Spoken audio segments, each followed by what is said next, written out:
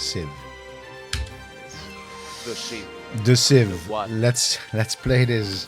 Let's play this puppy in smashing 256 colors with the excellent sounds of the Roland MT-32 MIDI board. Boom. Nice. And of course, with this newfangled device I've got right here, the mouse. The mouse and the keyboard. Although not so newfangled by the time that Civilization came out, 1991. In fact, the mouse is not so newfangled at all. It was already part of the mother of all demos in, when was this? 68, I think. Anyway, doesn't matter. Mouse and keyboard. Let's get the game guide. Are you Civ shaming now? We're always Civ shaming. Yes. You've been frozen, Aris, in my Discord. Really? Of in my OPS. Let me turn off my camera and on again. That's always nice. It could Have you always tried turning it on off and on again. That actually make double sure that are you. It did not do anything. Now you're moving again. Yes, it did something. You're moving. All right. I'm moving. Load a saved game. Yes, these are all on the C drive. All right, where were we? We were actually at. We are at 1000 what? AD. Yes, we are at 1000 AD. Shit. Shit, we're running late. This game has been going blisteringly fast. It's only like what is this like our 5th episode, I think, and we're on. Yes, it's our 5th episode, and we are actually, getting ready to do a bit of stomping. So this is actually a very pivotal moment for our game, because we are, we are at war with Babylon. With the Babylonians, and we really need to be, because they were just smashing us in terms of game progress. So this is going to be interesting, because what's going to happen is I almost feel that we already had Uruk, but maybe not. No. We didn't. We ended at bashing Uruk. Oh, we ended at bashing Uruk. We could get this counterattack, this very painful counterattack. We will see what's going to happen here. Yes. But at the same time, I'm feeling kind of confident right now with. Last time you were not feeling confident at all. No. We're going to lose a ton of units, but but I'm still feeling relatively confident. I mean, a lot of people will die, but that's war. that is war, and war never changes. Not in Civilization 1, not in Civilization 6. So let's actually see. Let's. So this. I forgot how great a tactic it actually is to build roads in Civilization 1. All right, wait. So I'm just gonna build more roads, I guess. Should I build a road to? Oh wait, no. Of course I'm not gonna build more roads. I'm gonna get down there and build some irrigation. All right. Yeah, I guess this dude can still attack. Yeah. Oh, that's good. That's good. That is good. Yes. Chinese wise men discovered the secret of chivalry. So, what is the secret of chivalry? This is also such like the out of all the statements that we've seen, like what Chinese wise men have discovered so far, this reads just like what? Yes. Like Chinese wise men discovered the secret of chivalry? The secret of chivalry. It almost seems like what are the names for those absolutely bad people that will tell you how to act on a date? What are they again? Pickup artist. Is this this reads like a line from a bad pickup artist? Like, yes. I'm gonna learn you. I'm gonna teach you how to unlock the secret of chivalry. Like, wait, what? All right. I mean, all pickup artists are horrible. Yes, but particularly ones that try to teach you about chivalry. Yes. I've spent so much money on learning to be chivalrous, but I still haven't made it work. Yeah. You can't get on a horse. I still cannot. Whatever it means to be chivalrous. Yeah. But we're gonna find it out right now, because chivalry was a system of ethical. Wait. I don't think that's the right word. But okay. Of ethical ideals that grew out of feudalism. It established a code of behavior for the landed class of mounted warriors, known as knights. The chief chivalric, oh, that's nice. The chief chivalric virtues were piety, honor, valor, courtesy, chastity, and loyalty. These represented a fusion, I like that, a fusion of Christian military morality and became the basis for gentlemanly conduct. Wait. The zenith of chivalry were. Wait.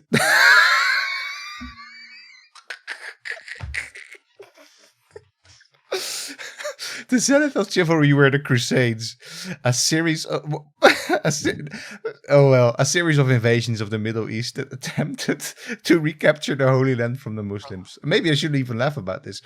Chivalry was enhanced by monastic orders of knighthood, including the Knights Templar and Knights Hospitaller. Oh my god! What a roller coaster! Wow. I have to give the trumpets just for this one. A very chivalrous trumpets. This is like a exactly. Is it the secret of chivalry, the Holy Grail? Knights, right? Yes. It's literally a wet dream about knights. This is somebody who has indeed been reading a bit too many Le Mort d'Arthur and maybe Ivanhoe instead of just the Mort of Arthur. I mean, let me tell you, knights at the Crusades. They were not very. They were not very honorable. They were not very pious. Maybe they were. Maybe that's some piety in them. Who knows? Maybe there was some piety, honor. Well, I mean, all of it. I think actually. So it's all one of those things. You can't really say like by and large these people didn't have piety, honor, valor, courtesy, chastity, and loyalty, but this is not what this is not what exemplified them. At all, or particularly in the Crusades, I think. No, also what Garrett says, like the zenith of ethical values is an invasion. Yeah, was exactly, a religious war. Yes. but it's I guess it's fine. I mean, so okay. It's one of those things that this is boyhood fantasy stuff, right? Because okay, let's go a little bit on the Roman 640k AD. All right, yes. Maybe they actually have a talk. Maybe another roller coaster. Maybe they actually have a take on this. So they start off nice. They say chivalry is the romantic underpinning that galvanized young nobles into knighthood. At a time when poets were just beginning to write their verse in the common tongues, rather than the ecclesiastical Latin, they chose 4 types of representations of courtly love: epic poems of heroic prowess, lyric poems expressing human love, folk tales expressing the marvels of the quest, and the romance form itself, with its emphasis on both hero and heroine. This emotional celebration of deeds and motives served to inspire young nobles to strive for the heroic. As Richard Barber recounted in his The Reign of Chivalry, in the same way that the tournament was a kind of artificial, sophisticated warfare, so the new romances were also artificial and sophisticated in their analysis of feeling. For those who needed to be motivated by devotion to God or search for wealth, the Crusades offered a motivational underpinning for the spirit of knighthood. Very different approach. Yes, yeah. I mean, a much more balanced approach in a way, right? It is definitely talking about these ideals, and it's so I don't think there's anything really in the Macmillan world history. I mean, there's plenty about knights and whatever, and the Templars, sure, but not really anything about chivalry as a thing. Oh, but I guess it's if you read through knighthood in the Macmillan guide, you will probably end up with like a mix of what ended up in Encyclopedia. Yeah, maybe, but I think this is really more. This is quite literally, I think, where the boyhood fantasy comes in of the knight, right? I mean, yeah, absolutely, yeah. This is just especially like Ivanhoe and especially in Europe, just there where you know where the Western was a big thing in the Americas in the 60s, 70s. You know, the Ivanhoe, night I remember it. Ivanhoe in the Netherlands, Floris and Cinderella, a big thing. Yeah. And just in general, sort of knighthood fantasies were a big thing. Also for me back then, I wanted definitely to be, you know, I wanted to be chivalrous. Yeah. But no, I Anyway. don't think there's anything particular on knighthood in No, here okay. even. But yeah, Anyway, it's what it is. And you know what you get with this chivalry? You get you get knights. it's interesting also that this is a dead end. You can't get anything after chivalry. I think that's just maybe the best way of rounding off this particular overview of this advance. This is just a dead end, people. Yeah. So what is less of a dead end is engineering. That's definitely not a dead end. So let's go for that one. We also should go for writing at some point. We're like at 1000 AD and we don't know how to cannot write. Yeah. Man. You know, this happened to the best civilizations. They write it's pictographs. Well, we have the alphabet. Yeah. So I don't know. So in Canton, stuff is happening in Canton. Okay.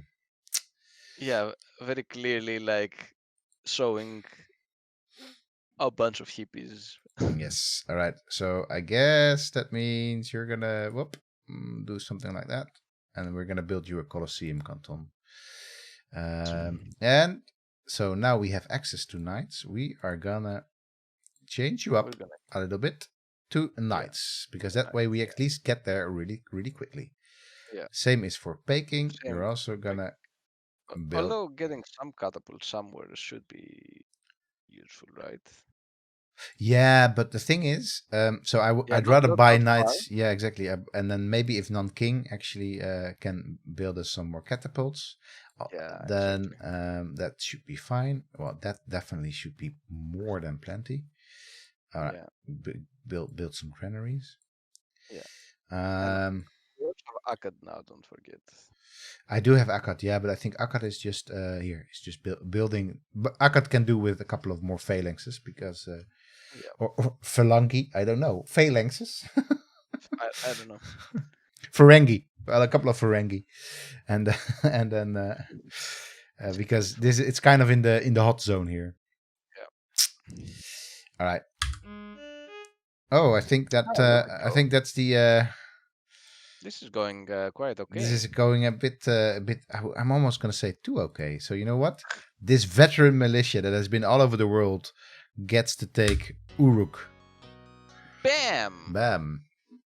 23 gold pieces plundered. We are marching. They have so much. They have so much.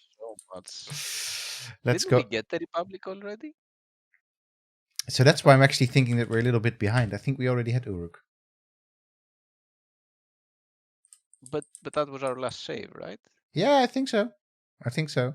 But maybe so it was definitely the last save, but maybe it wasn't. So but maybe it's actually fine because who cares? Because we did get to talk about because we didn't have chivalry for sure. So I don't know, something wonky happened here because I'm quite sure that we actually chose the Republic, or we ended up not choosing the Republic actually. I think now because we wasn't really of much use to us at the moment. Maybe we got when we got Akkad. So I'm gonna go for philosophy. Oh, Pasco says I think I saw it in 1020 AD saving. Oh well. Well, we got to redo the war. we got to reconquer. Have this great feeling of reconquering Uruk. So I think we actually were already but that's fine. And then we were discussing whether we were going to go down south to Babylon, which I'm sure by now is this major city. Of course we're going to talk with you, but we're not going to. Most exalted president already. This guy's moving up in the world. Wow. But we're not gonna make peace. Very sorry. No, not even for 100. Because we unfortunately have to destroy you.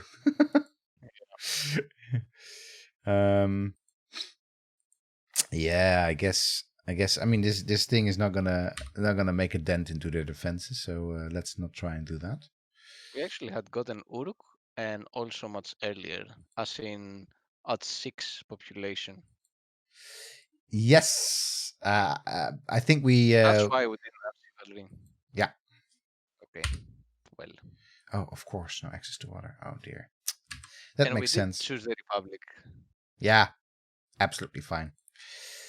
It's what it is. It's what it is. It's what it is. Mistakes were made. That's fine. You got to Sometimes, receive the war. exactly. All right. So that's good. Classic was not particularly slow. No.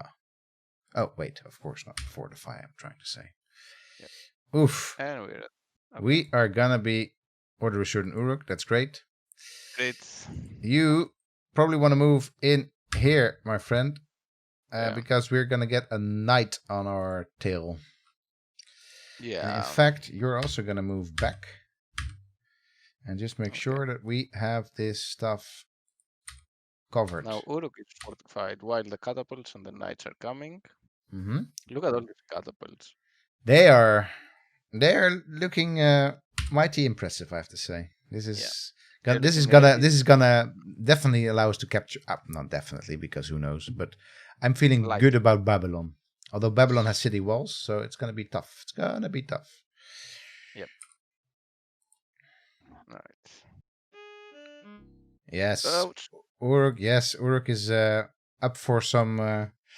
I'm gonna go for a counterattack. Actually, let's see. Yeah. Maybe. Yes. All right. Yeah. That's Okay. good. Nice. All right. Let's see. So I'm just gonna. Shall I make a road to Nanking? Yeah, I think that's. Yeah, it's good for the war effort, but at the same time, we really need to make sure that we keep our trade up. So I'm actually gonna make a road. If we keep making knights, it should be fine. Yeah, I think so too. So I'm actually gonna make a road down south. All right, you just hunker down here. All right, our first knight already. There we go. You move over. This hasn't really changed. This feeling in Civ of just mass producing units and just sending them. I mean, now if you do it a bit smarter, you don't have to mass produce so often because you have the what is called the armies and the what is the larger, even the battalion or whatever. Yeah, the battalions. But still, this is almost like a staple of civilization of just. It is, and yeah. It's also one of the things that even in this early version and definitely later on is so weird because you move in these increments of 10 years, right? And all these other big things are happening. And that the way that your units move across the map is just so slow, right? Yeah. That has always broken my sense of immersion. It works with the tech, it works with the advances, etc. But then when it comes to moving across the map in Civilization or any of these games, basically, it's just so slow. Yeah, if you actually think about it, it doesn't make much sense. No, I mean, it makes sense from the point of the game, of course, because how else would you do it? From a gameplay perspective, yeah. But for these units to travel, they take like decades or even centuries to traverse this. Centuries to traverse this, yes. Oh, look at them! They've deployed some settlers. We have to make sure that I don't know where they're gonna bring them to, but all right, you get to build a granary right now. Civ really doesn't work if you think about it chronologically. You gotta consider it in an abstract way. No, yeah, absolutely. Yes, yeah, but at the same, but also yes and no. It's like at the same time, all the references to history are not abstract like at all. They're very super specific and very much linked to what the developers think this thing does in history and to technology. So there it becomes this super like super symbol almost, not at all abstract, like this thing that just is really about time and society with it moving forward. So that's the weird dance that Civilization is in, I think. And also it should not be like an excuse, as in when it doesn't work, it's very abstract, and when it does work, it's like very historical. So, you have to compromise somewhere, but you have to acknowledge the problem. Acknowledge the problem. Your game is both abstract. This is one of those very nice Angus and Aris overanalyze something series. So I kind of don't want to, because these settlers are basically doing my work. Yeah, but I still have to destroy you. Sorry. Oh! How can these settlers keep killing our units? They have 0 attack. Oh Lord! They have no attack value. They are not even fortified. That's the second time. Oh, I'm not attacking these dudes, these superpowered settlers. Jesus. Oh dear. All right. Yes. You know what? Build yourself a granary, and I'm gonna take down that settler unit, please. All right. Okay? You're also gonna build yourself a granary. All right. Also, how do they build granaries? Like, what are these Babylonians doing? I think maybe what they've done is they sold them off just before we. Oh, maybe. I think that's actually a tactic that they do. So attacking with 0.2. No, I'm just too afraid now. I'm just not doing it. I'm so scared of these settlers. A game where you move armies around while the game takes actual censory is going to not work in any logical way. No. No. Also, I mean, then make the units move faster. Then I don't know. Yeah, right. But I get that it's a turn-based thing. Yeah, it's well. I mean, so the thing is, the turn is that's another thing, but it's a unit-based thing. Yeah. So one thing is one thing you could say, but it's just much less, because people want to, like this is like the miniature wargaming sort of version of part of Civilization. People want to move units sort of across a map and have them fight each other. You could come up with some sort of game like Civilization, which was only about certain forces, right? Like what your cities or your civ are going to exert certain military forces over 10 years on a certain city. Yeah. Right? It's like not literally as a military force, but as in units walking around, but military force. So I don't know if I'm making much sense here, but I think that could be a solution, but it's just not, but then not it as much doesn't feel fun. like playing Risk anymore. Yeah, exactly. I mean, it's a bit like Risk is a little bit like that. Risk is not about the movement of individual units. It is about the building up of military force and the exertion of that. Or a bit like diplomacy, maybe. That would have been, but that game already existed, of course. But maybe a mix of Civilization and diplomacy is something that probably exists. I don't know. All right, we're going to try this again. Okay. Imagine having a paradox style of unit moving in Civ.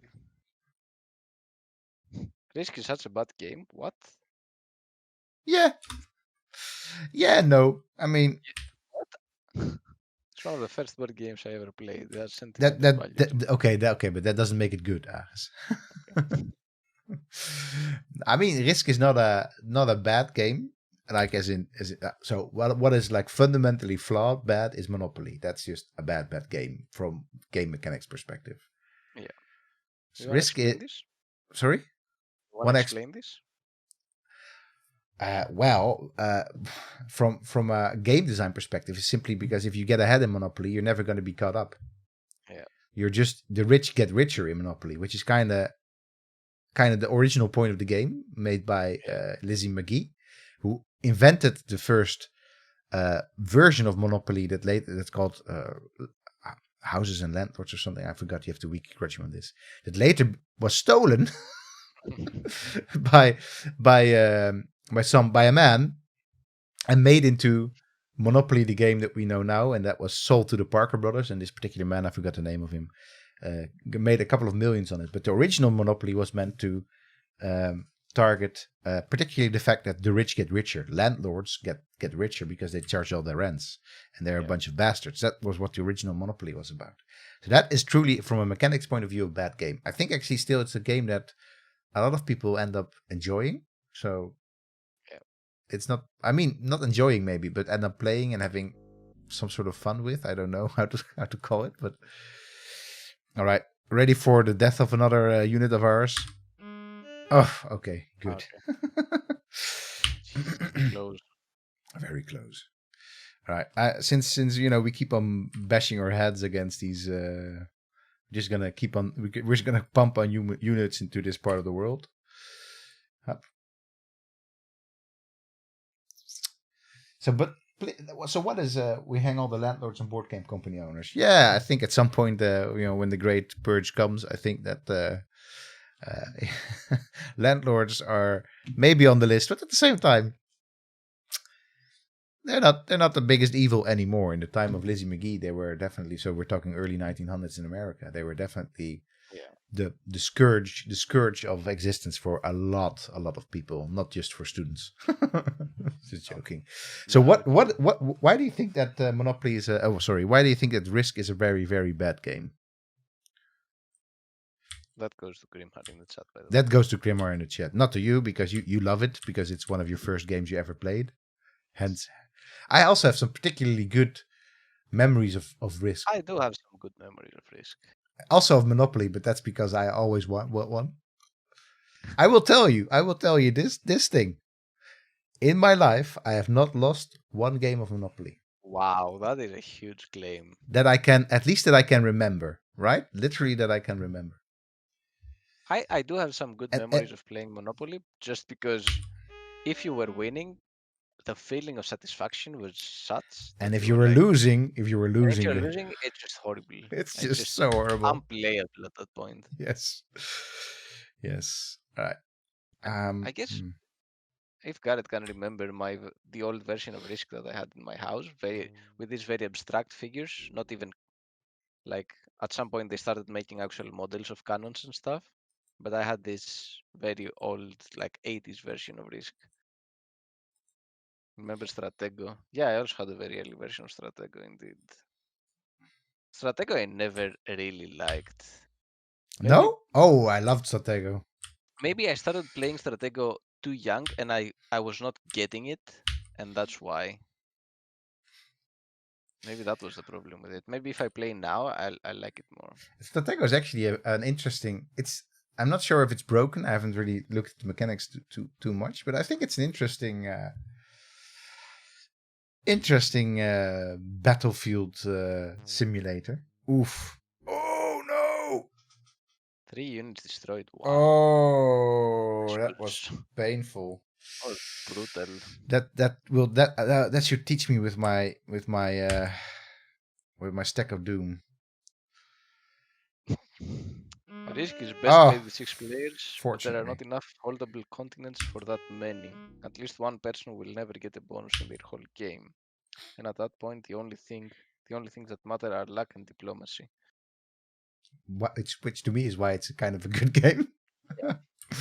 But yeah, no, I get what you see. Yeah, for sure. But I mean, it is best played with 6 players, but at the same time, it can also be played with.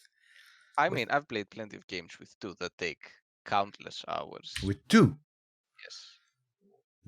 At that point, you're just playing diplomacy. You're not playing Risk anymore. Yeah. Also, basically, yes. A game of diplomacy with 2. Also, can you, at that point, if you're just playing countless of hours when you're playing with 2 people, can you not just agree that you're going to divide the world between you, that's not the point. As did the Spanish and the Portuguese in the 15th century, 16th century, 15th century, 16th century. That's not the point. Well, no, I don't. That is definitely not the point. All right, I don't know what the actual point is, but. I mean, even in modern games, you play Twilight Struggle, and you cannot agree to divide the world between the US and the Soviet Union. You have to fight it out. Yes, but that's because Twilight Struggle is a 2-player game, right? Is it? Yes, it is. Yes. Yes. Yeah, I never played it. There were no other superpowers at that point. It was like right. All right. So why can you not just be nice superpowers and just say we're just gonna agree that the world is gonna be belonging to all of us? So we have quite a bit of money now. I'm gonna.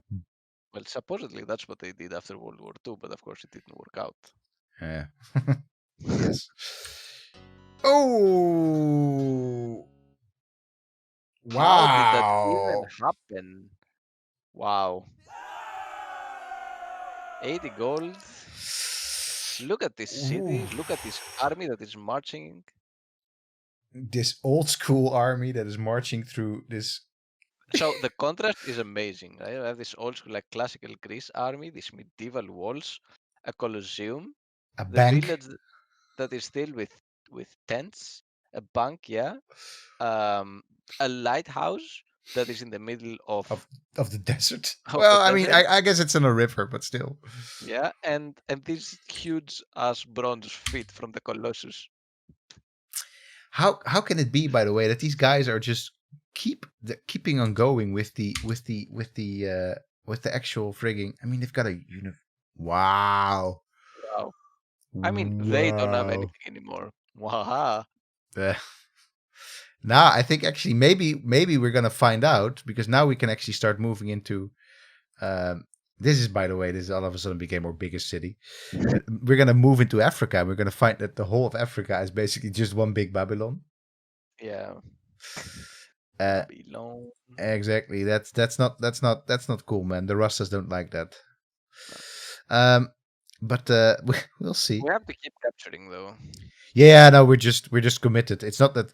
So that's the thing with Civilization 6, of course, or the later civilizations, is that you just at some point you get these warmonger penalties, or in fact you Yeah. just stretch yourself too thin. But here the continuous unit production is just so like boom, boom, boom that it's just Yeah. there's really no strain, because I develop my empire by conquering. And I still Yep. get to.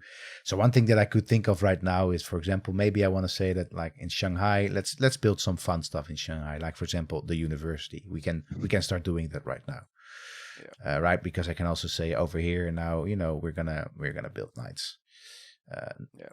Um, so yeah, I mean, that is just this game in Civilization 1. Military conquest is just look at those ankles. Oh yes, for sure. Yeah, it It's is. just It's king. Military conquest is just king. But look at those ankles, incredible. indeed. The Colossus of Rhodes. It's It's literally just. colossal. It It's is. like it's huge. That is the lighthouse on the left. The Colossus is right there in the back, right? We're all the way Yeah. in the back, towering beyond the mountains. Look, and then I Yes. guess so let's look at some of the other. So I guess maybe then Yeah. The wall the is wall is also kind bigger. of big. The wall Not is bigger though. I mean, the not Colossus would bigger. tower above the wall. The Above our Colossus wall. would basically step over this wall in one Yeah. little go. So, oh well. Oh well, the Colossus is ours now. So So exactly, it doesn't matter that it's big. It's ours big. yeah, exactly. Of course, we always want to talk to you, but Yes, but too bad. too bad. We're not gonna. Look at him. He's still so happy. He's still. Living I'm so gonna good. say he's actually serene right now. Yeah. Okay. Who makes mortals tremble. Hammurabi of the Babylonians. Are you not President Hammurabi anymore then? It may be worthy to make peace with us. No. But no. No, we're We still not gonna. captured your capital, dude. We're not gonna do that. We're just gonna keep on going. Yep. We have to conquer the non-existent city of Sumer. The virtual world of Sumer. Babylon Yeah. requires an aqueduct for further growth. Yes, that actually is a good point, Babylon. Thanks, Babylon, for letting us know. And that's that Also, it just from the moment we conquered it, it grew by 3. Like yes. Yeah, no, it's just booming business. That's all right. Let's actually see. Let's from Akkad. We're gonna move some phalanx over to Babylon. All right, and oh yes, they definitely moved into. Oh wait, oh, the Russians. the Russians. It's the Russians. What are the Russians doing there? So remember that actually the Romans were killed off. Yeah. By the French, and then the game just randomly spawns a new civ. Ah, yeah, of course. And it's actually spawns it all the way at the beginning, so the Russians are probably not more powerful than we are right now. But But that they ended up in Africa. the Russians won the race for Africa, which is kind of weird. So Africa is one of those No, places they that didn't win the race for Africa. They probably spawned there. yeah, they spawned there exactly. Exactly. That's what they did. They spawned on Africa. So it's kind of weird, isn't it? But it's just what it is. Will you receive him? Sure. We will talk to you. Didn't we all? Yes, we So, all spawned in Africa. That's for by sure. the way, Stalin. greetings from he who makes mortals tremble. I think if Genghis Khan is kind of is in the game as well, right? He's one of those people that actually would have made mortals tremble. This particular dude, holy shit. I never really understood why Genghis Khan was probably a ruthless bastard as well. Right? Yeah. And other leaders in here were ruthless bastards as well. But this guy from the 20th century is is a genuine mass murderer from the 20th century. Like, and I guess the same you can say from Mao as well. But Stalin is Stalin of the Russians, yeah.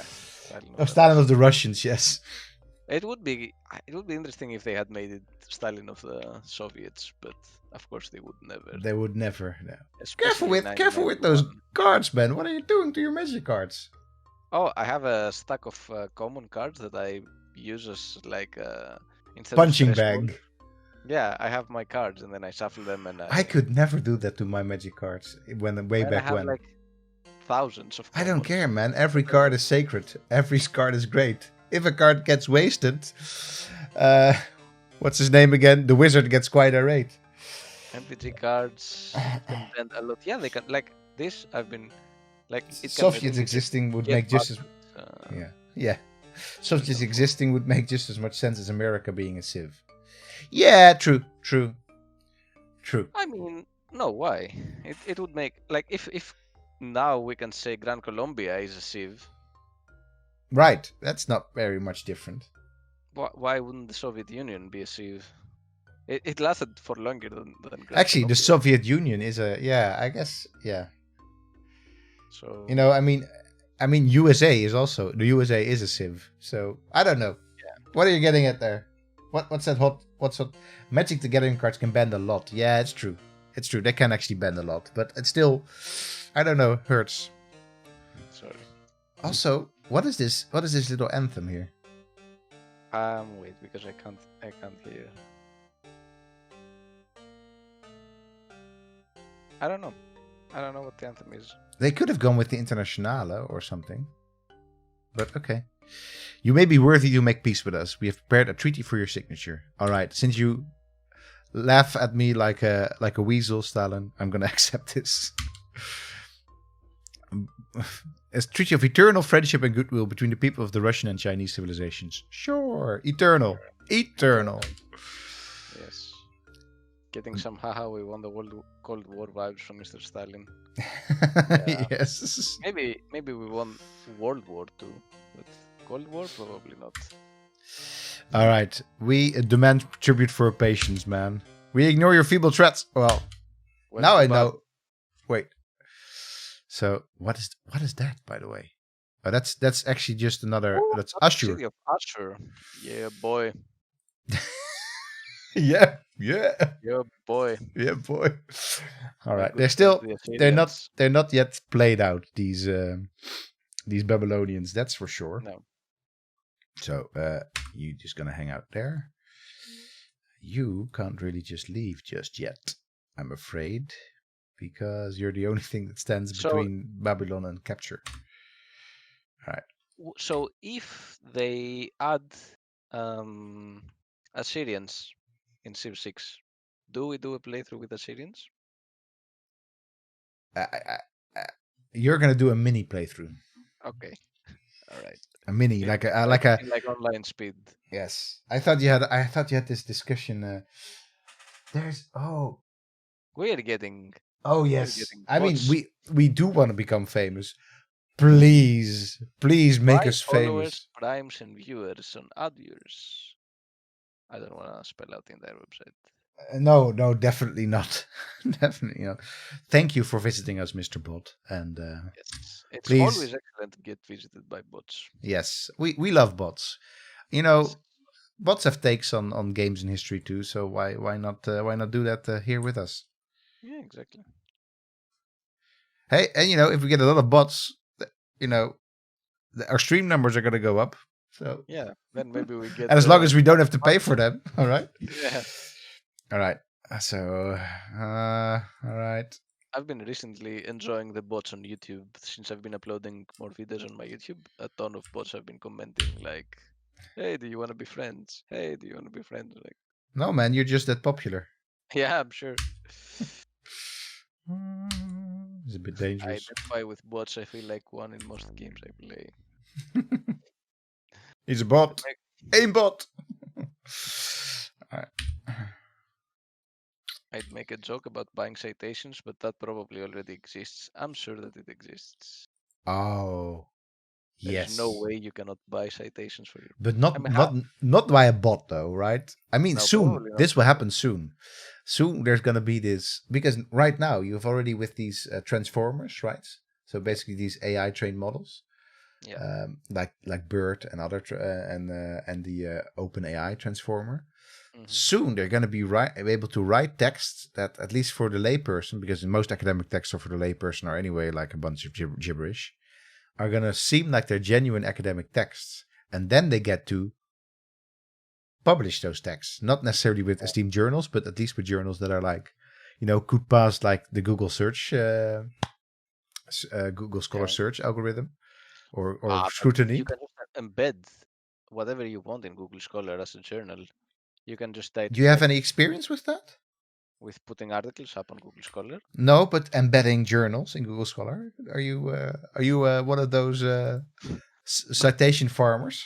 Yes, just right here, farming citations. That's Let's that's how try out you the uh, episode that's how of you paid your way through PhD. yeah, yeah, exactly. So Garrett actually clicked on the bot link. Oh, Not sure what he was expecting, but it was disappointing. oh, that's a pity. Yeah, Shanghai. People are acting up again. Why yeah. Shanghai? All right, Shanghai. I guess you get to. Garrett says I'm a bot now, by the way. That's how they get you. That's how you click on a link once. Now you're part of a huge botnet. Oh, that's a pity. All right, but I mean, more coming soon. More coming soon. We're gonna get that. I wonder if that catapult will manage to beat this settler. I wasn't even thinking about the settler just Okay. yet. I'm actually gonna take them down with the. Oof, that's Oof, that's a sensitive that was loss. painful. Yes. All right. Anyway, but we're just gonna keep on spamming these catapults. Yeah. Yeah, we So don't got nothing better to do anyway. no, we're just in a now we're bound in this eternal war struggle. Yes, which has been going on for 2 centuries already, or longer. Jesus, that is Longer. a very long war. Yes. I mean, admittedly, we have to travel from China to Babylon Yes. for this war effort. Okay, there we go. Now Okay, you're a veteran too. Go and kick some some Sumerian bum. Sumerian bum.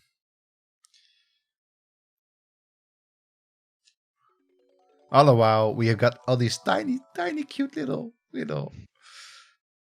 things Yes. happening here. So actually, what you're gonna do, Hangshao, you're gonna build another settler because otherwise, you're never becoming civilized, irrigated, and We have everything. always been at war with Babylon, exactly. We have always been at war with Always. Babylon. Wow, good reference. That's an excellent reference. That's an excellent reference. Very, very well done. All right. Yes. This is why knights are Yes, so good, veteran knights particularly. They just, with their 2 moves, they just keep on going.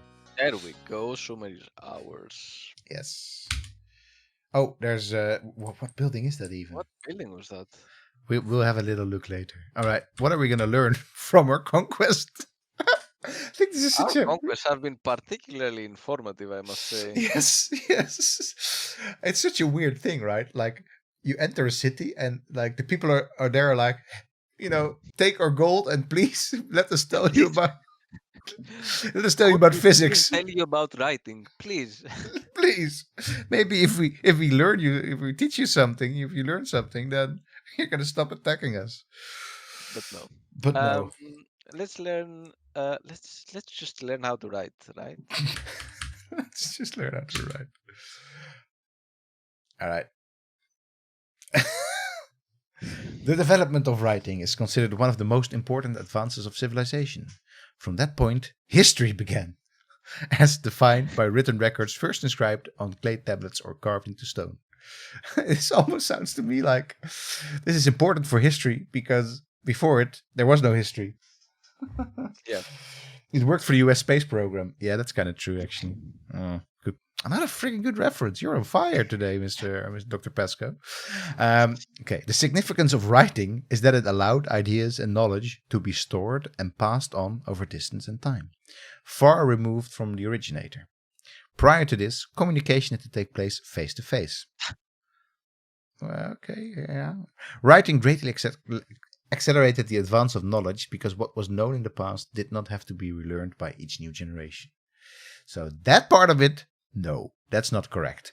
No. That's culture that they're referring to. That's not writing. Yeah, and also like generations did not have a problem necessarily. They always have to relearn whether it's in writing or in saying. You always have to relearn it. You have to just relearn. Yeah, I mean, if you're You just a have to learn it. you have to learn it at some point. Exactly. That's what they're talking about is learning. Learning is in fact, one of the greatest advances of civilization, greater than writing.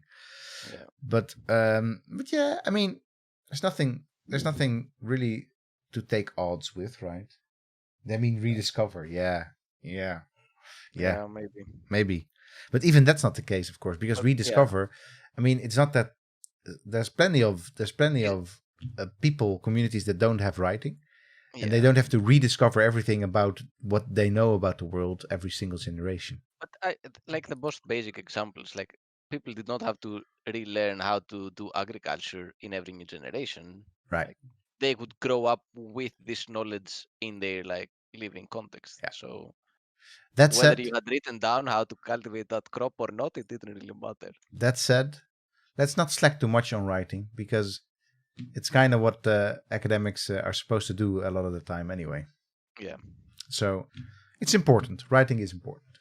Writing is important. Learn to write, people. If you don't know how to write just yet, learn to write. And in fact, if you don't know how to write, there's some people who are older age don't know how to write. Learn it. Learn it. It's worth it.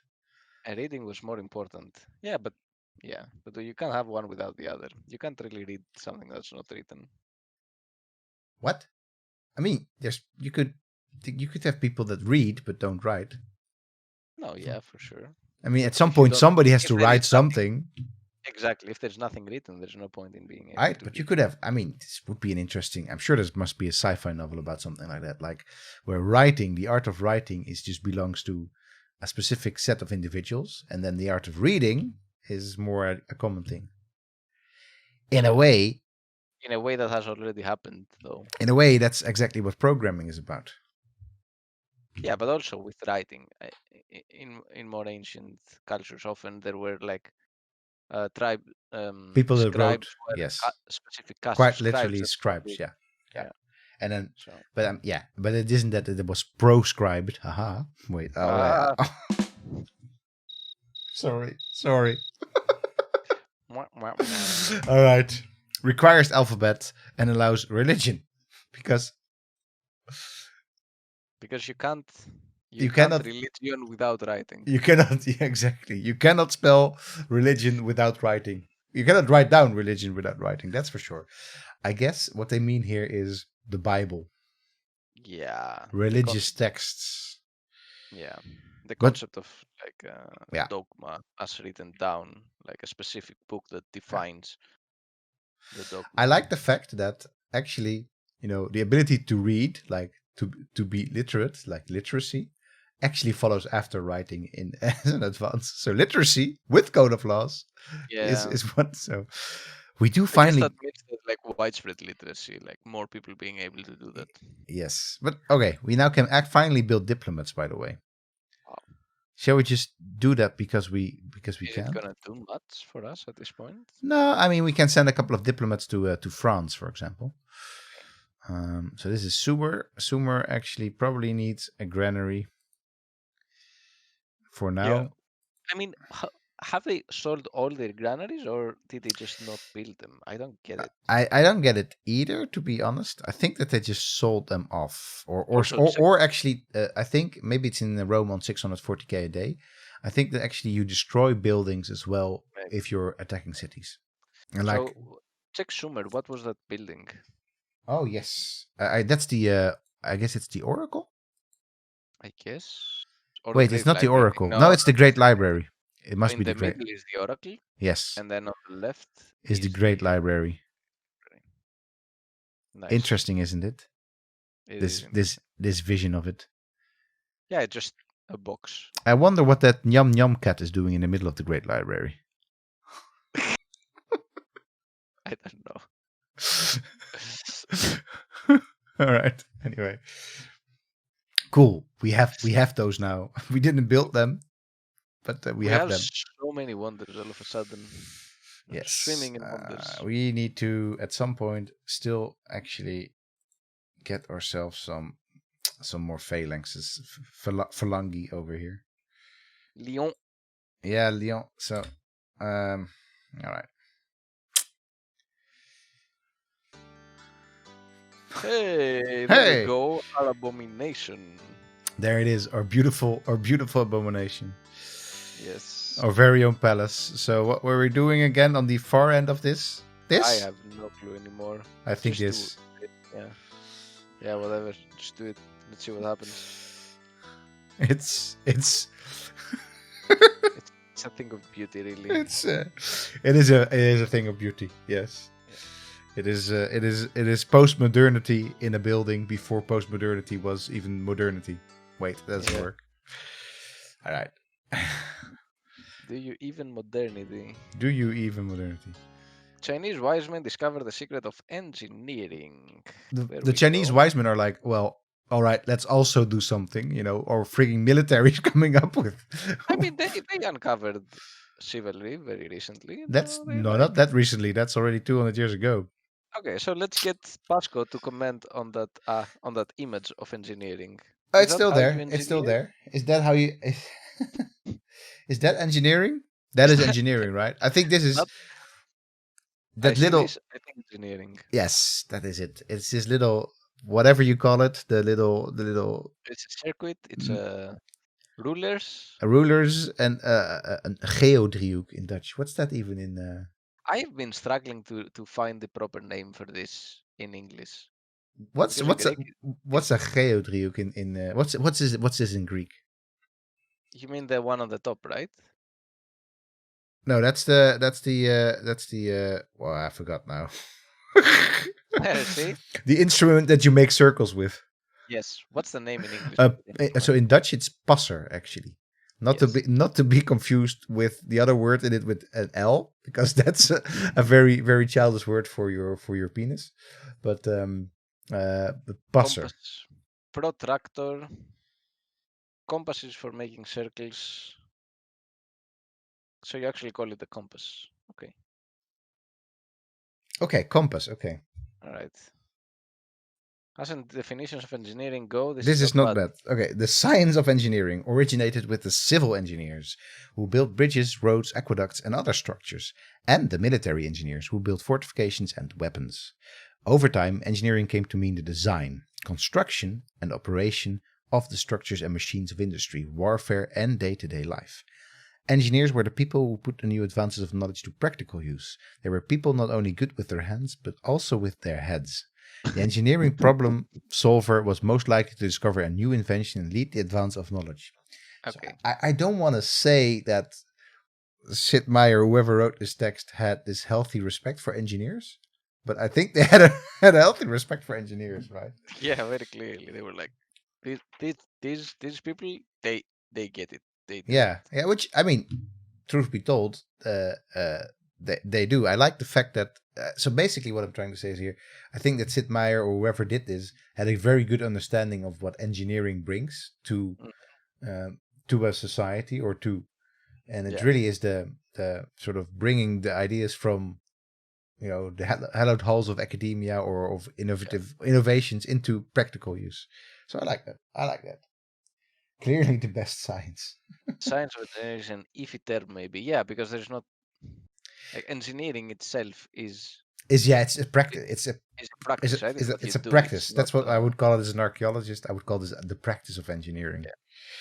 or maybe I mean, just you can be. engineering. Engineering originated with.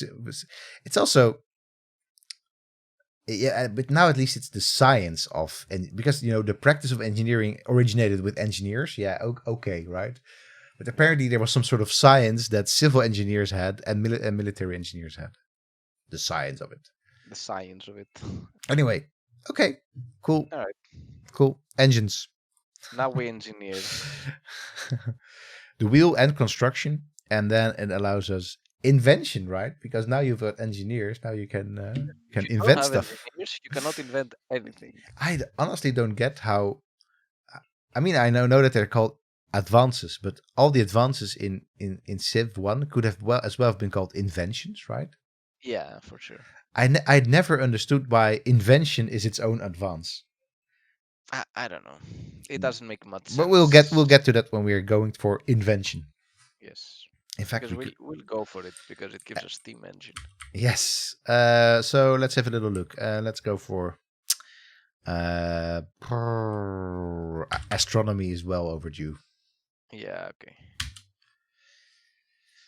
All right. Let's look at the nights. Just stormy. Oof. Yeah. Look at those nights over there. By the way, what are you doing, Franz? Franz, get out! Don't do this. Don't do this, Franz. What are you? I mean, France is hyper weak though. If they do a mistake, yes, they make a mistake. If they, that's exactly. Then they are done for. Okay, we wish to. You know what? Forget about it. No, bye. Go away. Go away. We just want to have your. Yeah. We got Asher. Nice. Yes, we got Asher. That's nice. All 62 hectares of it. So, all right, let's go for what do you want to have? What do you want to have? Let's get bridge building. We've been burning bridges with the Babylonians, so let's just build some bridges. Oh! I've been preparing this pun for since I saw bridge building. By the way, all these things in here, right? All these advances in here, and then we have bridge building. Yes. It's like the first moment somebody cut down a tree and let it fall over a stream. That's when this thing was invented. Yeah. But okay. An important measure of the advancement of any civilization was the internal construction improvements built to facilitate trade and communication. Okay. Okay. Yeah. The Roman Empire was renowned for its roads, aqueducts, and other structures that linked the frontiers to the capital. Bridge building was greatly advanced by the Romans and rediscovered in the West by medieval engineers many years later. The first iron bridge was built in England in the late 18th century, and bridge building techniques advanced rapidly to meet the demands of the expanding railroads of the 19th century. Well, clear? I mean, don't just let it fall. It might break someone's bones. Yes. Yes. But I mean, what? It was later rediscovered. Yeah. So the Romans built bridges, then people stopped building bridges, and then. Well, I mean, so here, oh, wait. Here, of course, the text really suffers from the fact that they cannot be specific, right? Because it has to be so short. Because stone bridge building, especially over larger stretches of water, was something that the Romans were really, really, really, really good at. And in fact, people that were sort of not tapped into the engineers, the Roman engineers, were not very, very, very good at.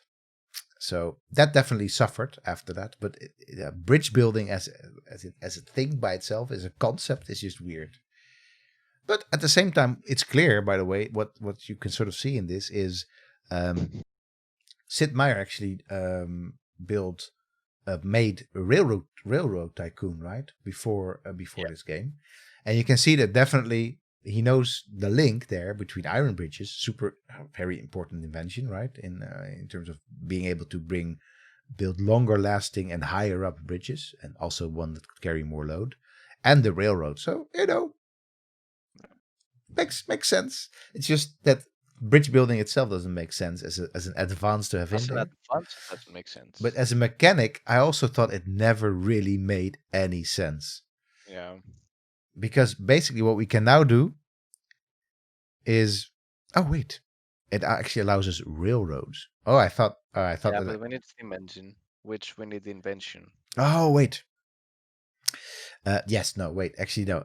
Now what we can now actually do is build bridges, right? So before Yeah, we can this, literally build bridges. yes, Before that, we could not. before this, we could not like cross. That's why we don't have we don't have roads on this water on this little river over here.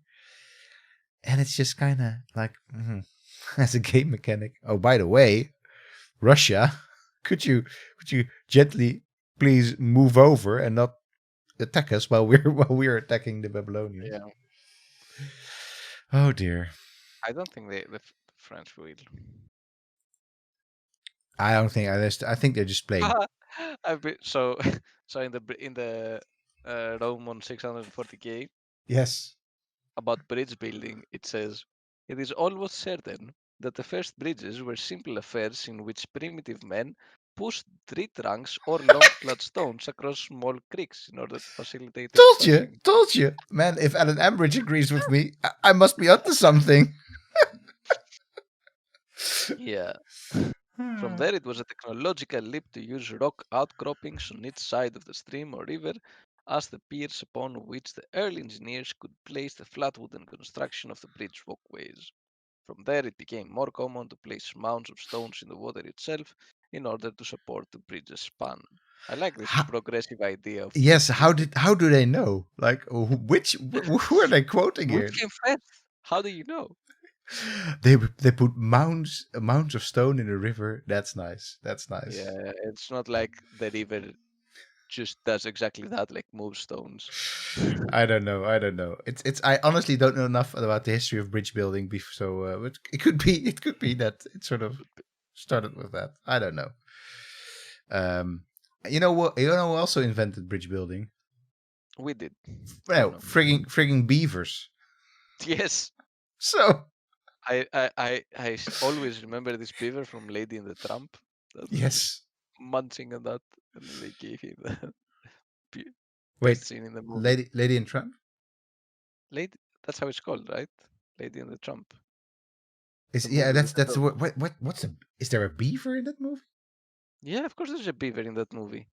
There's the when they have put the thing in Lady's mouth, and she can't bark anymore. Oh Remember, they go to the yes. beaver and ask him to cut it off, and Trump convinces him because he says, "Oh, it's gonna actually improve your production of log cutting." I completely And then he forgot puts about it on that. his. Yes. You need to rewatch it. Okay, I will rewatch it at some point. In fact, my kid has just watched Lady and the Tramp a couple of weeks ago. I just didn't tune in, but I probably should just rewatch it with her. Beavers always give a damn. Yes, Yes, yes, they do. They I give mean a damn. they give it.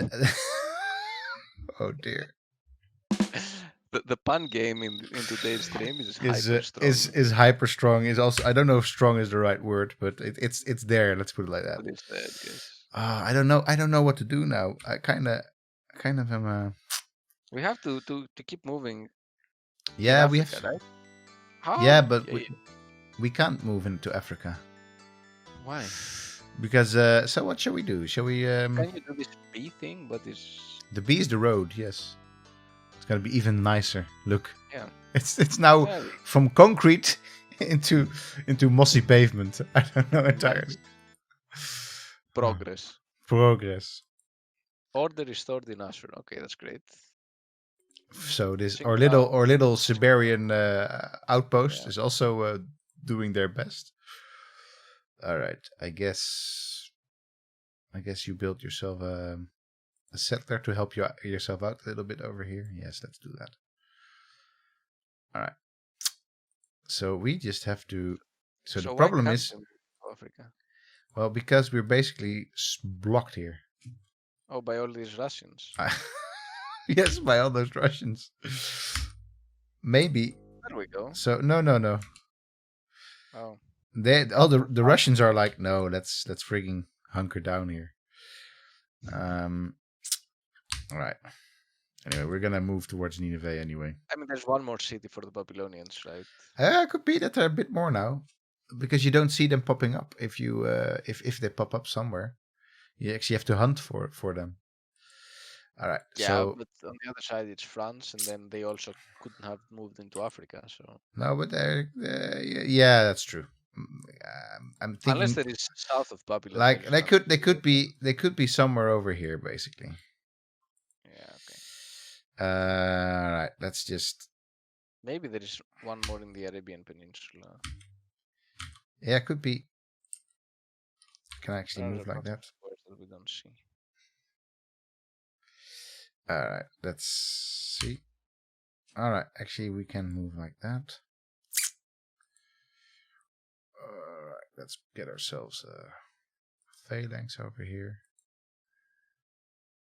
Yes. Oh, I can't actually move at all. Frigging. Those Russians. Well, those Russians. Those dastardly Russians. All right, let's. Will you receive him? No, sorry, man. We've stopped receiving your emissaries long ago. No, not very long ago, but a few turns ago. Few turns ago. All right. So I really want. I'm kind of curious now what the Aztecs are up to in their neck of the woods, because they basically don't have any obstructions. They can just do whatever they want. Yeah, but we've been farming some advances just because of the conquering, which is faster than otherwise, right? Yeah, for sure. Oof, that's a bad. Ouch. That's too bad. That's gonna be a difficult one. No, I don't think so. I think it probably has just phalanx as Could be. I think we've got this. Yeah, we've got the Babylonians, that's for sure. So I really want to move into. I really want to move into Africa. I think the next war has to be on the Russians, simply because they're blocking us from Africa. Yeah, the French do seem struggling though. Yeah, that's one of the things that I've always felt in civilization. There are always these civs that just end up struggling. I mean, they're bigger now. They must be bigger now than 2 and 3 for sure. Yeah. But I don't think they've branched out much beyond them. And maybe they've also moved into Africa early on. Could be, right? With the could be, but very likely not. So they're just contained. So they were just basically blocked early on by Nineveh. And and really, I guess they didn't sort of go into the north here. So yeah, that's really the problem with the territory wall that you have in civilization, is that it just ends up being such a blockade that because you can't move through other people's territories without declaring war, that it just becomes kind of game breaking in a way, right? You only have 1 or 2 major civs, regardless of how many civs you play with. Yeah. All right. Actually, what? Oh, the settler. There we go. So it does end up being like Monopoly. Yeah, good analogy, actually. Yeah, for sure. It ends up feeling a bit like Monopoly in that sense. Yes, for sure. Why can I not move there? Because I have to attack these. No, I don't want to. All right. At least I won. I mean, what if the Russians declare war now? Then they're gonna take that one city. and then we're gonna steamroll over them. So I kind of feel that we can start redeveloping Peking again. Okay. So let's put a library in here, because I honestly don't think we're gonna need, because we still have a good ton of units still coming in, and we can also start producing them over here now in Babylon and places like that. So maybe Canton actually should build. I like the approach of after the war, we're just building a library. Yeah, right. Yes, Right. absolutely. After well, it's not after the war. Technically, it's still very much part of the war. But that's the thing with civilization. These wars just become endless affairs, basically. Civilization That 1. was a little bit the case with our Civ 6 when we were fighting with the Persians, when we were fighting the Brazilians. Remember, it was like taking. But we're fighting the Brazilians. We were fighting the Vikings. You mean? Also the Vikings, but also yeah, we were in this larger battle with Brazil and the Vikings. We first won against the yeah Vikings and then against the Brazilians. So this place actually does need a courthouse, because look at this. This is all the this is the well, this is our trade, of course, and this is all the corruption. Yeah. So this thing needs hammer down on this corruption. Yeah. All the stuff that they've got in this thing as well. Like, look at Shakespeare. Yeah. It's like the Globe Theater. Wow. I mean, we were really losing. Not so much anymore, but we were really losing. Do it. Yeah, next turn. Nah, you never, unless you have to absolutely do it for some desperate reason. You never go with 0.1/3 attack strength in. Yeah, true. All right. You know what? You move over here, because I don't think we're. I think we wanna. I think the Russians are gonna be not such nice neighbors for us. Yeah. All right. I guess a temple. Yeah. You know what? Let's go for a marketplace. It will take a bit, but sure. Yeah. It doesn't really matter anymore. These things were just layover cities, basically. All right. Oof. Man. Oh, that's a tough. Hammered. That's a tough phalanx.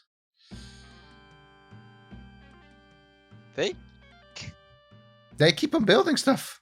Yeah. Well, okay. They built the Magellan's expedition. Yes, this is one of those weird things, right? That yeah, you can actually build these things that are in Civilization 1, but also across other civilizations that are actually not very tangible things, right? So Magellan's expedition, the expedition that, in fact, Magellan himself did not survive, but did end up circumnavigating the globe for what we know is the first time. I'm sure that aliens also circumnavigated the globe a couple of times already, but we don't have written records of that, so that's not history. So in 1519, Ferdinand Magellan sailed from Spain, seeking to reach the spice-rich Moluccas Islands of Indonesia by sailing west instead of east. Although the leader was killed by natives in the Philippines, Magellan's expedition proved conclusively that the world was round, and more importantly, that the Americas were indeed a new world. Magellan's expedition was one of the great sea voyages of history, and it inspired further expeditions by other adventurers. Its discoveries opened new worlds and reduced the dangers to those who followed in its wake. That's a bunch of bullcrap. That's really, I mean, Magellan's expedition was hailed as a very important, interesting thing, but people already knew it was. They didn't need to conclusively prove that the world was round. They already knew, and in fact, they already knew very, very well that the new world was in fact a new world. There was no doubt anymore in 1519 that this was not the case. I mean, there are some people today that need some convincing. Okay. Sure. Flat earthers, for sure. So I'm sure there must have been some people back then who were like, maybe it's not. And its discovery opened new worlds? Also, not really. So no. This was, I mean, it stands out because they were simply the first to actually circumnavigate the globe. But this is very much part of a much larger process in which these feudal countries in Europe start to very much look beyond their borders by particularly Portugal and Spain in the Iberian Peninsula, but also, powered by very much Italian city-state sailors like Venice and Genoa.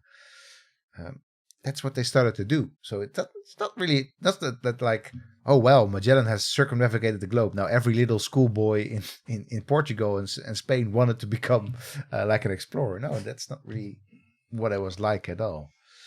And it also didn't really reduce the dangers to those who followed in its wake. Not like, no, not even close. No, But I guess, and also this is a very like a decisively Western view of like it no, opened new worlds for for the West. specifically for the West. Yeah, Like these worlds were there. It's not like yeah. No, but I mean, however you want to look at it, yeah, the fact that we, for the first time, a couple of people circumnavigate the globe is a major achievement, of course. yeah, Done by these actual like people from Spain, or not people from Spain necessarily, but this expedition financed by Spain. yeah. So it is a major thing, but yeah, it opened new worlds, mostly for the powers that be in Europe at that time. Yeah. I always thought this. I mean, it's better. It's better as a wonder of the world for the age of discovery, right? Because that this whole thing is also in this book. There's this whole chapter about about that is actually called the Age of Discovery, right? Mm-hmm. Small country, big projects. It's about Portugal, and I was actually reading it just before we started playing, so it's definitely in there as well. But I mean, if you want to make something out of this, you want to make it into a wonder. You're not going to go with the Columbian voyages because even then they were already a bit circumspect, and it's also not the biggest achievement to just stumble onto another continent that's just in your way. So yeah, it's really hard to avoid it if you're getting that way. So Magellan was a good navigator, and in fact, and the other people on it had a great bunch of sailors with him. Anyway. Increases sea movement by 1 NP, so that's what it is. So I think this is gonna happen. Yeah, I think they're gonna. Okay, I think they're gonna just go for it, right? Yeah, maybe we wanna start moving forces. Yeah, I'm gonna build some phalanx over here. Just but I don't wanna move forces. I just wanna shore this up a little bit here, basically. So, and what I will do, I will just move some knights over there.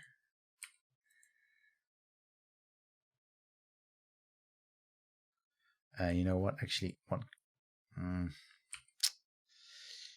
and we need to. Yeah, we also need to keep bashing Nineveh. Yes, yes, exactly. Where is this? Can we fight the war against two powers? Yeah, easy. With the Russians, because they're just early in the game, we can definitely do that. It's not a problem of can we do that, but it's more of a minor inconvenience at this point that I wouldn't. It also seem a little bit inconclusive as to what they want to do. No, I mean what they're just doing is also an AI strategy. Is they're basically, I cannot I cannot move, and I can also not farm these lands.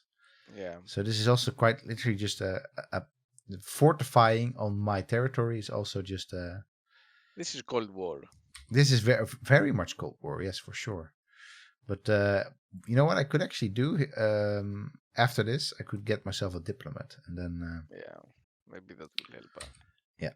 All right. Funds are running low. Well, they're not running that low, but you're right. We kind of need to.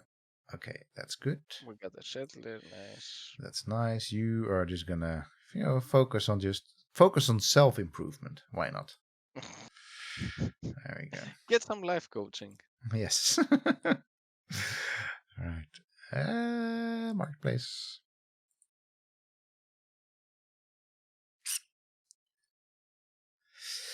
All right. So you're already working on an aqueduct. Oh yes, that's the square that I was irrigating towards. Mm-hmm. All right. So there's actually a lot of work over here. There's a Yeah. lot of work to be done, and the problem is actually this thing is just in the middle of nowhere. So the irrigation has to come from very far away from this little Lake Baikal. I think it's Yeah, it probably will the take a Baikal while. Lake. It will take a while, but it's what it is.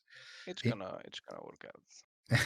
Yes, that's what you say. But all right. Anyway, that's just you have to start somewhere, basically.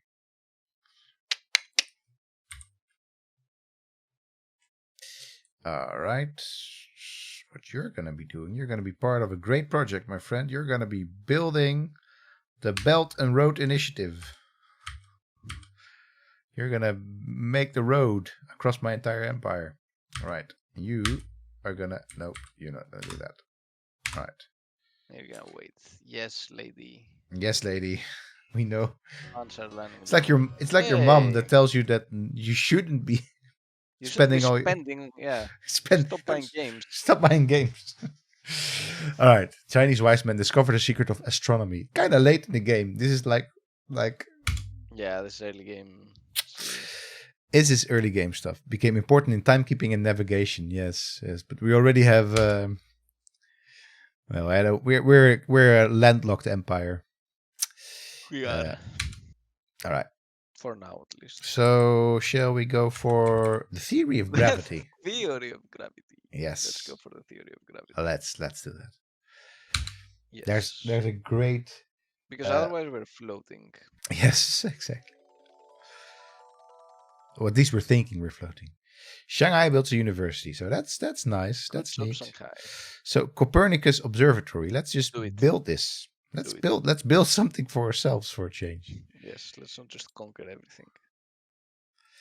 All right, you okay? Sumer actually had okay. No, you need that yourself, and then you finally get to move. All right. You're gonna build a road. You're gonna first build a Copernicus road. Observatory. Pasco is very confused.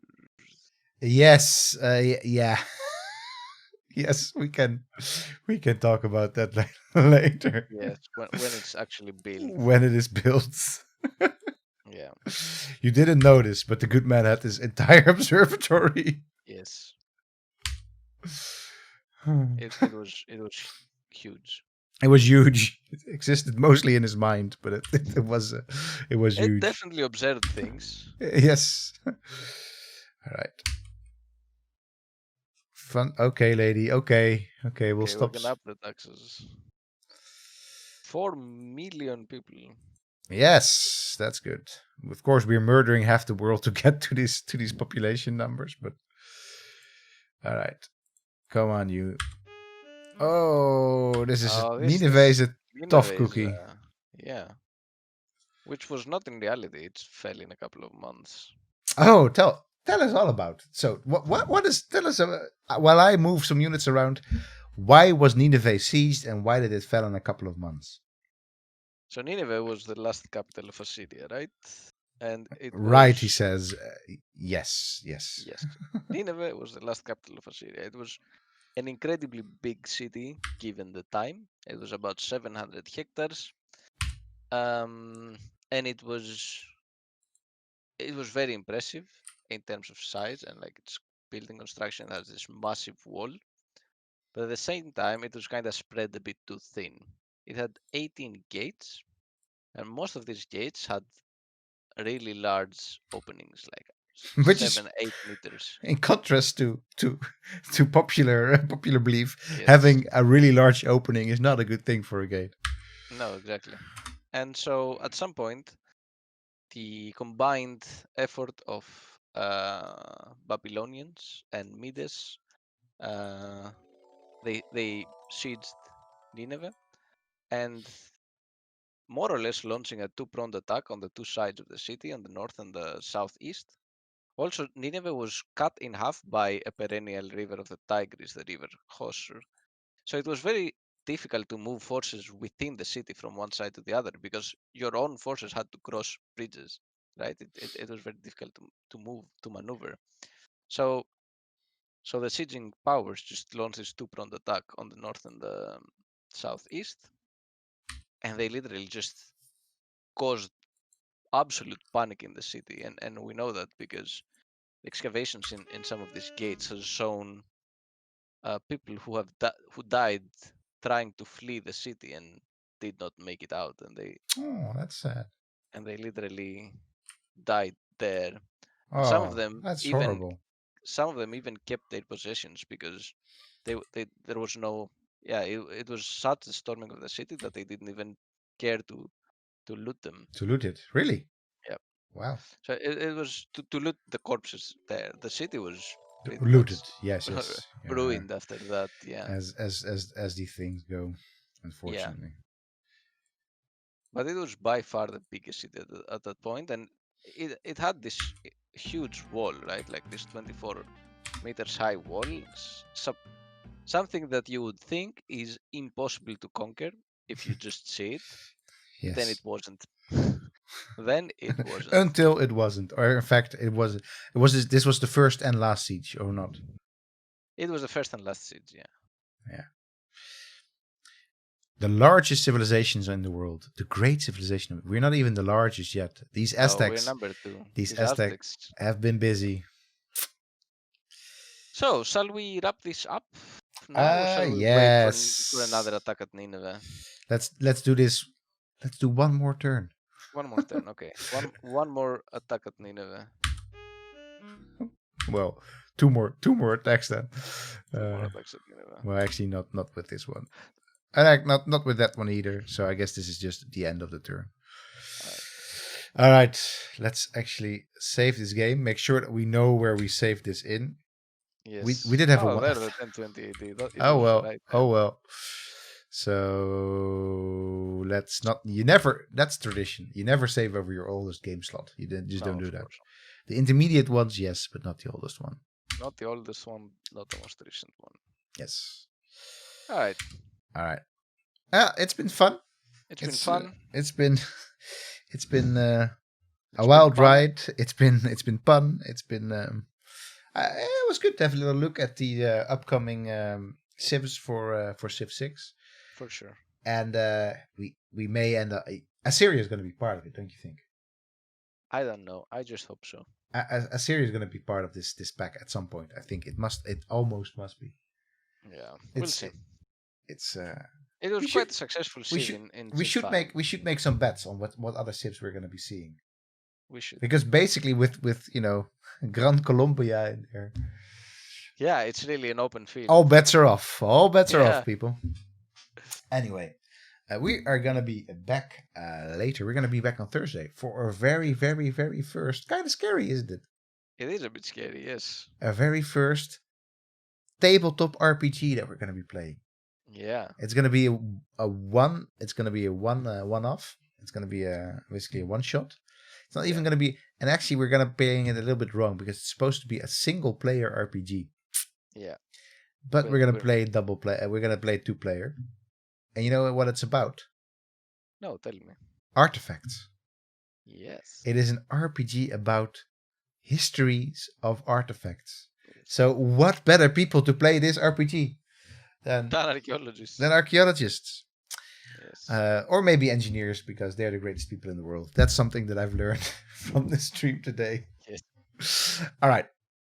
Thank you all for tuning in. As always, or if you see this on YouTube, thank you to make it all the way to the end of this video. Excellent. Well done on you. For now, stay healthy, stay happy.